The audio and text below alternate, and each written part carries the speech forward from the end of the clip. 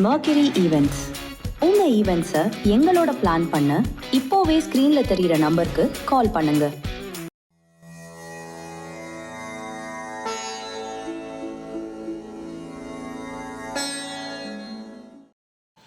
ஓம் சரணாகத தீனார்த்த பரித்ராண பராயணே சர்வஸ்யார்த்திகரே தேவி நாராயணி நமஸ்துதி. வணக்கம் நேயர்களே, இது மகாலட்சுமி ஜோதிடம் வழங்கும் காலச்சக்கரம். உங்கள் அன்பு ஜோதிடர் ஸ்ரீராம்ஜி பேசுகிறேன். அனைவரும் நலமுடன் இருக்கிறீர்களா? நன்றாகத்தான் இருப்பீர்கள், நன்றாக இருக்க வேண்டும். இன்றைய காணொளியில் நாம் காண இருப்பது சூரியனின் உச்சபலம். இதான் தலைப்பு. நவகிரகங்களில் இன்று அமையாதவர் அப்படின்னா சூரியன் எடுத்துக்கலாம். சூரியனை வச்சு தான் ஜோதிட சாஸ்திரமே. அவருடைய ஒளியை ஒவ்வொரு கிரகமும் எப்படி பிரதிபலிக்கின்றன என்பதை வைத்து தான் தனி மனித ஜாதகத்தினுடைய தலைவிதியை நிர்ணயிக்கப்படுகிறது. இப்படிப்பட்ட சூரியன் மேசம் என்கின்ற வீட்டில் உச்ச வலுவை பெறுவார். அதாவது தமிழ் மாதங்களில் சித்திரை மாதத்தில் பார்த்திங்கன்னா சூரியன் உச்ச வலிமையோடு இருப்பார் அப்படின்னு எடுத்துக்கலாம். இந்த சூரியன் உச்ச பலம் பெறும்போது ஒவ்வொரு லக்னத்திற்கும் எந்த மாதிரியான வலிமை கிடைக்கப்பெறும் அப்படிங்கிறத பார்க்கலாம். நார்மலாக சூரியன் வலுத்திருக்கிறது நல்லது. ஏன் அப்படிங்கிறதுக்கான காரணம் 2. முதல் காரணம், உங்களுடைய ஆத்ம காரகன் சூரியன் தான். நீங்கள் என்ன லக்னத்தில் பிறந்திருந்தாலும் சரி, மகர லக்னமாக இருந்து அட்டமாதிபதியாகவே சூரியன் இருந்தாலும் ஆத்மகாரகன் சூரியன் தான். அப்போ ஆத்மாவுக்கு வலிமை உண்டு அப்படிங்கிற அமைப்பை குறிக்கக்கூடியது தான் சூரியனுடைய உச்சவலு. அவர் பங்கப்படாமல் இயற்கை சுவர்களோடு மட்டும் தொடர்பு கொண்ட நிலையில் உச்ச வலிமையோடு இருந்தான்னா அது உங்கள் ஆத்மா சுத்தியை பிரதிபலிக்கிறது. ஸோ அதனால் சூரியன் உச்சம்ங்கிறது முதல் விதி. 2வது பார்த்திங்கன்னா, இவர் சம்பாத்திய காரகன். அப்போ சூரியன் வலுவாக இருந்தால் சம்பாதிக்கிறதுல தடை இருக்காது. ஏதாவது ஒரு வகையில் ஏதாவது ஒரு வேலை பார்த்துட்டு ஏதோ ஒரு பிஸ்னஸ் பண்ணிவிட்டு சம்பாரிச்சுக்கிட்டே இருப்பாங்க தொடர்ந்து. அது போதுமான அளவு இருக்குமா இருக்காதாங்கிறது அது வேறு பிரச்சனை. ஆனாலும் வருமான தடை இருக்காது. ஸோ ஆத்மாவுக்கு காரகன் அவர், சம்பாத்திய காரகன் அவர். அந்த வகையில் சூரியன் வலுவாக இருப்பது நல்லது. நார்மலாகவே எந்த ஒரு ஜாதகத்துலேயும் சூரியன் மேசத்தில் உச்சமாக இருந்தாலும் சரி, சிம்மத்தில் ஆட்சியாக இருந்தாலும் சரி, உங்கள் லக்னத்துக்கு 10ஆம் இடத்துல திக்பலமாக இருந்தாலும் சரி, பங்கப்படாமல் இந்த 3 நிலைகளில் சூரியன் இருந்தானா நீங்கள் ஒரு சம்பாதிக்கிறதுக்கு தகுதி உள்ள நபர். உங்கள் ஆத்மா வேலை செய்யும் அளவுக்கு வலிமையானது. இது 2ஐயும் நீங்கள் எடுத்துக்கலாம். இப்போ சூரியன் உச்சம் பங்கப்படாமல் இருக்கார் மேசத்தில். மேச லக்னக்காரங்களுக்கு எப்படி இருக்கும்? அருமையான அமைப்புங்க. 5ஆம் அதிபதிங்கிற முறையில் ஒரு உச்சம் பெற்று லக்னத்தில் இருக்கிறது. தெய்வ வலிமை, பூர்வீக சொத்துக்கள்னால் ஆதாயம், தகப்பனாதி வர்க்கத்தின் மூலம் உதவிகள், கௌரவமிக்க பதவிகள், பொருளாதார வெற்றி, முன்னேற்றம், அனைத்து விதமான சௌகரியங்களையும் இவர் பெறுவதற்கு வாய்ப்புகள் இருக்குது. இதில் நெகட்டிவான கிரகங்கள் தசை நடத்தினா கூட ஜாதகர் சமாளிப்பாருங்கிற அளவுக்கு வலிமையும் இருக்கும். ஸோ அந்த வகையில் மேச லக்னத்துக்கு சூரியன் வலு பெறுவது மிகச்சிறப்பு. ரிஷப லக்னக்காரர்களை பொறுத்த வரைக்கும் ஒரு 4ஆம் அதிபதி. 4ஆம் அதிபதி 12ஆம் இடத்துல உச்சம் அப்படிங்கிற அடிப்படையில் வரும்போது வெளிநாட்டில் வேலை பார்க்கறது, வெளியூரில் சொத்துக்கள் வாங்கிறது, வெளிநாட்டில் நிரந்தரமாக வசிக்கிறது, அரசு வேலைக்கான வாய்ப்புகள் கிடைக்க பெறுவது, ஊராக போய் உத்தியோகம் பார்க்கக்கூடிய சூழ்நிலைகள் உருவாவது, சொத்து பத்து சுகங்கள், கல்விக்காக வெளியில் போகிறதுங்கிற மாதிரியான அமைப்பில் இதுவும் நன்றாகவே இருக்கும். அவ்வளோ ஒன்றும் மோசம் கிடையாது. மிதுன லக்னக்காரர்களுக்கு தைரிய வீரிய செயல்திறன் ஸ்தானாதிபதி சூரியன். 3 குடைவர் 11ஆம் இடத்துல உச்சங்கிற போது வெற்றி வாய்ப்புகளை அதிகம் தரக்கூடிய அமைப்பாக இது வந்துடும்.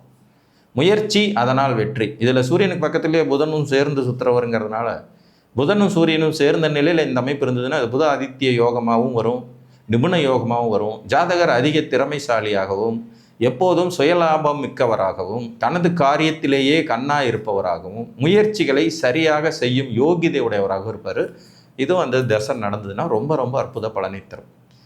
கடக லக்னக்காரர்களுக்கு தனாதிபதி 10ல் உச்சங்கிற அடிப்படையில் ரொம்ப அற்புதமான பலன்களை தரக்கூடிய அமைப்பில் ஒன்று. அதிகார பதவிகள், அரசியலில் வெற்றி, அரசாங்கத்தில் உயர்நிலை யோகிதைகள், ஆணையிடும் அதிகாரம் மிக்கவராக இருப்பது, குடும்ப உறவுகளிடத்தில் செல்வாக்கு மிக்கவராக திகழ்வது, நல்ல குடும்பம் அமைய பெறுவது, பெயர் சொன்னால் தெரியுங்கிற அளவுக்கான பாரம்பரியங்கள் கிடைக்க பெறுவது, பொருளாதாரத்தில் வளர்ச்சி, முன்னேற்றம், ஆத்ம சுத்தின்னு நிறைய நல்ல பலன்கள் இருக்கும். இவர் தனாதிபதிங்கிற முறையில் உச்சம் பெற்ற நிலையில் இருக்கும்போது பொருளாதார ரீதியாக ரொம்ப பெரிய உயரத்தை கொடுக்கும். அதே மாதிரி குடும்ப உறவுகள் ரீதியாகவும் ரொம்ப பெரிய உயரத்தை கொடுக்கும். சிம்ம லக்னக்காரர்களுக்கு அவரை லக்னாதிபதி வலுப்பெறுவது என்பது எந்த நிலையிலும் சிறப்பு தான். அவர் கெட்டவராகவே இருந்தாலும் பாவக்கோள்களாகவே இருந்தாலும் லக்னாதிபதி உச்சமாக இருக்காருன்னா ஜாதகர் செயல்திறன் மிக்கவராக இருக்கான்னு அர்த்தம். 9ஆம் இடத்துலையே இவர் இருக்கிறனால கரகோபாவகன் அஸ்திங்கிற ஒரு சிறு நெகட்டிவ் இருக்கும் அப்பா மகன் உறவில். மற்றபடி ஜாதகர் ஆணித்தரமான அதிகாரம் மிக்கவராக, தான் என்கின்ற கர்வம் மிகுந்தவராக இருப்பார். ஒரு 2 சுபகிரகங்கள் அங்கே தொடர்பு கொண்டால் ரொம்பவுமே அற்புதமான எதிர்கால வாழ்வு இருக்கும். கன்னிகா லக்னத்துக்கு இவர் விரையாதிபதி. 12ஆம் இடத்துக்கு அதிபதி 8இல் உச்சம்ங்கிறது விபரீத ராஜயோகம். கெட்டவன் கெட்டிட கிட்டிடும் ராஜயோகங்கிற அடிப்படையில் வெளியூர், வெளிதேசம், வெளிநாடு போகிறதுனால யோகம், பூர்வீகத்தை விட்டு பிரியறதுனால ஆதாயம், திடீர் அதிர்ஷ்டம், தனவரவு, லாட்ரி சீட்டு யோகங்கள், அந்நிய தேசத்தில் நிரந்தர குடியுரிமை வாங்கி அங்கே இருந்துடுறது, முற்றிலும் புதிய சூழலில் வசிப்பது, அதன் மூலம் ஆதாயம் பெறுவதுங்கிற மாதிரியான அமைப்புகளும் இவங்களுக்கு இருக்கும். துலா லக்னக்காரங்களுக்கு 11ஆம் அதிபதி பாதகாதிபதி 7ஆம் இடத்தில் உச்சம்.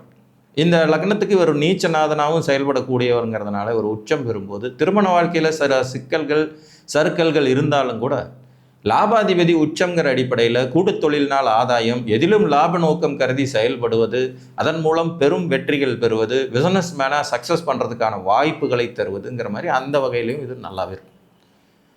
விருச்சிக லக்னக்காரர்களுக்கு 10ஆம் அதிபதியாக வரக்கூடிய சூரியன் 6ஆம் இடத்தில் உச்சம் பெறும்போது அரசடிமை, அரசாங்கத்தில் உயர் பதவி, ஐஏஎஸ் ஐபிஎஸ் மாதிரியான சிவில் சர்வீஸ் எழுதி பாஸ் பண்ணக்கூடிய அமைப்புகள், அரசு மருத்துவராக புகழ் பெறுவது, மருத்துவத்துறையில் சாதிப்பது, தகப்பனாதி சொர்க்கத்தை அடைவதற்கு போராடுறதுங்கிறது மாதிரியும், சித்தப்பா பெரியப்பா உறவுகள் இடத்துல சிறு பகை இருந்தாலும் வளர்ச்சி வெற்றிக்குரிய அமைப்புகள் இருக்கும்.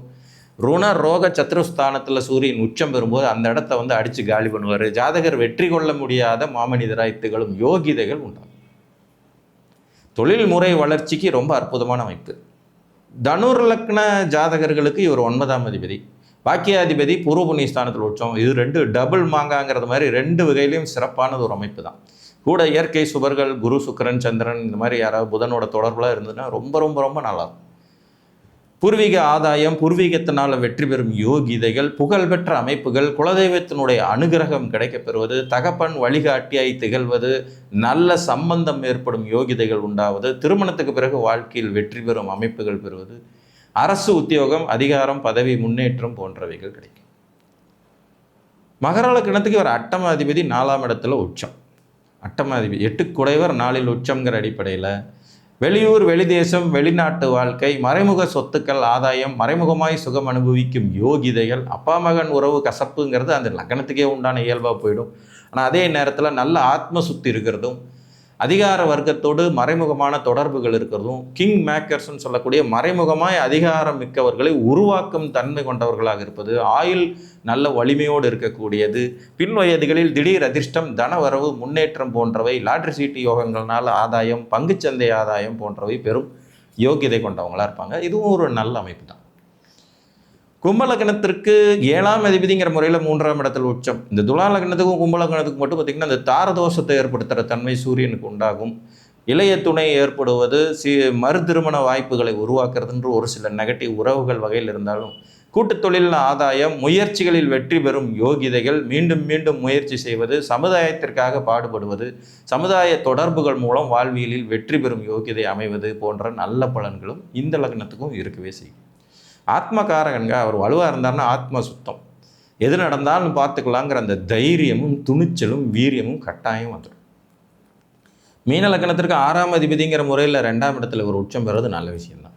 எதிரின் தனம் இவர்களுக்கு வரும், போட்டிகளில் வெற்றி பெறும் யோகிதைகள் இருக்கும், அரசு தேர்வுகளில் பயிற்சி எழுதி பயிற்சி பெற்று போட்டி போட்டு ஜெயிக்கிறதுக்கான வாய்ப்புகள், விளையாட்டுத்துறை சாதனையாளர்களாக திகழ்வது, அதிகாரமிக்க பதவிக்கு முயற்சி செய்வது, தகப்பனாதி வர்க்க சொத்துக்களை அனுபவிக்கும் யோகிதைகள் கிடைப்பது போன்றவை நன்றாகவே செயல்படும் அமைப்பு உண்டாகும்.